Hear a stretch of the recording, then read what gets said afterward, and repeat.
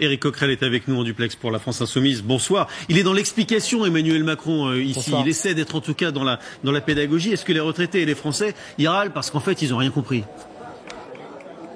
Enfin, il patauge surtout, parce qu'il est en train d'expliquer à quelqu'un qui gagne 500 € que la personne n'est pas touchée. Il n'a absolument pas amélioré sa situation, qui est déjà scandaleuse, et il met ça en comparaison avec des gens qui gagnent 1200 € qui, eux, sont touchés, c'est-à-dire en dessous du SMIC. Mais dans quel monde vit-il, enfin? Je vais vous dire, moi j'ai entendu Emmanuel Macron expliquer, se plaindre une fois de plus des Français qui se plaignent.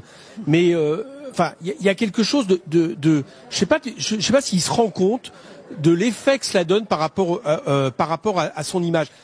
Et si vraiment il en a assez des Français qui se plaignent, qui l'a poussé à être président de la République? Qui l'a forcé à se présenter devant le peuple, devant le suffrage du peuple, si véritablement, que ce soit les salariés, les chômeurs, les retraités, ils considèrent que tout ce monde-là se plaint trop.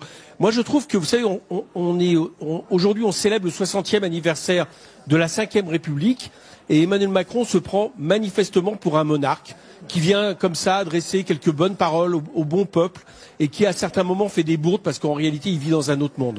Voilà, moi c'est la conclusion que je tire de cette journée. Est-ce que Éric Coquerel, il n'a pas un peu raison finalement, le président? Est-ce que les Français, c'est vrai, ne se rendent pas compte de la chance qu'ils ont de vivre dans un pays stable, plutôt prospère économiquement? Est-ce qu'ils ont oublié ça?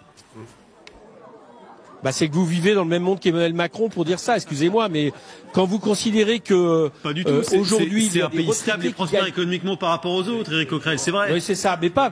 Non, c'est peut-être un pays stable et prospère, comme vous dites, mais pas pour tous les Français. Autres, oui. Je vous rappelle qu'Emmanuel Macron, c'est le président de la République qui a fait en sorte que à peu près 1% des Français, les actionnaires les plus riches, répartissent 9 milliards de cadeaux fiscaux fin 2017 et s'apprêtent à faire la même chose dans quelques mois avec le nouveau budget.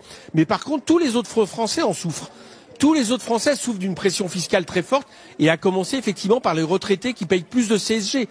Et le bilan de tout ça, c'est que non seulement les inégalités explosent, mais le problème d'Emmanuel Macron, c'est que depuis le début de l'année, les chiffres économiques sont très mauvais. Aujourd'hui, la croissance a encore perdu 0,1 point. On en est à 1,6. Le pouvoir d'achat baisse, le chômage augmente, et tout ça à cause justement d'une politique qui ne répartit pas les richesses, qui imagine qu'en donnant aux plus riches, eh bien, ça va bénéficier au plus grand nombre. Non, ça bénéficie pas au plus grand nombre.